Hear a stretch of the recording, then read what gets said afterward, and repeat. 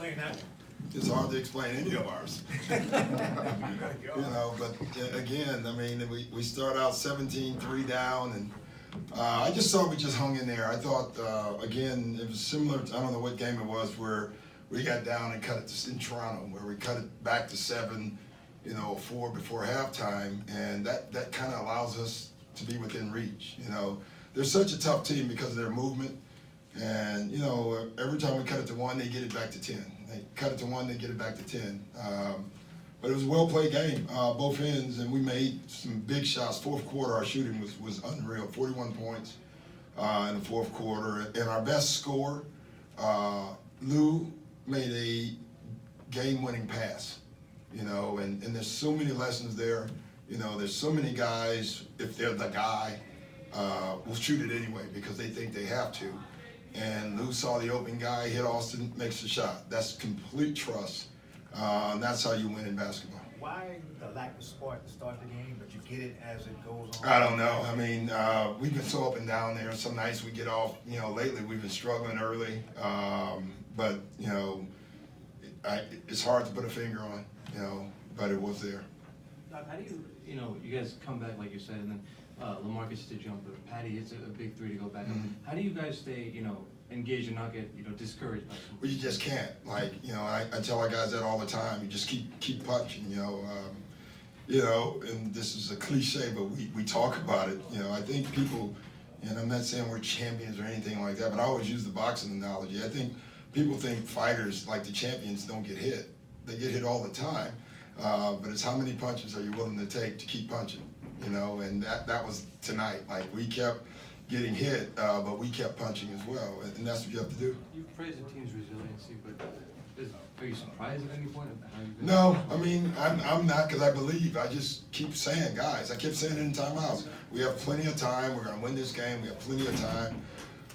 You have to. We have so many young guys and so many guys that have never been in this position. When you're in timeouts, you gotta make sure they believe, like you do. I mean, we have Ty Wallace and CJ and all these guys on the floor that have never been in a situation. I mean, at the end of the game, we got Ty Wallace taking the ball out of bounds, a guy from the G League, a rookie, and because we don't have another guy to take it out, and we gotta trust him. And I thought both of his passes. I thought that even the heads-up pass at the end of the game that threw it down court and just give Austin a chance to touch the ball was smart, heady, but more of it was composed. How important was that group of Boban, Lou, Ty, Austin, Montrez? That was huge. That was huge. I mean, Boban just creates issues, and it happens every time he comes in, and then eventually they kind of figure out what they could do, and at the end you can see they start using Aldridge, to pop, and we had to get him off the floor. But most of the time, it takes a while. And before they figure it out, we've made a run because he's on the floor. He's more than big. Like, I hate that, he's just this big guy, but he is skilled. He can pass. He makes free throws. He does a lot of stuff for you. Doc, this win pretty much defines your character going forward the next 4 games, huh? Yeah, well, we got another one. We go to Utah. It's like for us, it just, it's the West. Like the West, you don't have enough time to sit around and celebrate, or you just got to get ready for Utah.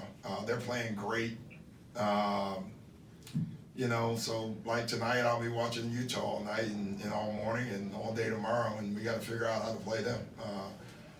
But tonight was great. We had to win tonight, and we did that. Now we have to go do that same thing in Utah. We have to keep repeating that. Physical game tonight. It was physical. It almost yeah. felt like the World Wrestling Federation. Well, I think it's playoff time for everybody. San Antonio is trying to improve their position. Utah, everybody. It's like it's playoffs for the West. The East hasn't started the playoffs yet, but the West, the playoffs have started. It really has, and everyone's trying to win. Doc, you traded Blake Griffin, a player who is proficient at getting to the free throw line, to get a player like Tobias Harris. Yeah. And Danilo didn't play tonight, another player who was really good at getting to the line. Yeah. Tobias got to the line. He had 31 points. How do you get him to consistently get to the line? Well, I think after 4, he gets to the line a little bit more because he can take people off the dribble. He's a nightmare to match up to. He's a nightmare at the 3. But he didn't get to the line as much at the 3. At the 4, because he can take guys off the dribble, he is really hard to guard, and that's what he did. I thought he just didn't settle tonight. I thought he got his shot. That's what we talked about at halftime. I feel like in the first half, we were settling for the shots that they were giving us instead of taking our shots. I thought Tobias took his shot in the second half. If he didn't get it, he got fouled. How do you corral a guy like LaMarcus Aldridge? He's tough. I mean, he's a great scorer. Scores, you know, they're all over the league, but scores can score, you know. And, I mean, they're just tough. I mean, he makes fadeaways. He makes all kinds of shots, and that's why he's LaMarcus Aldridge, you know. All right. Goodbye, guys.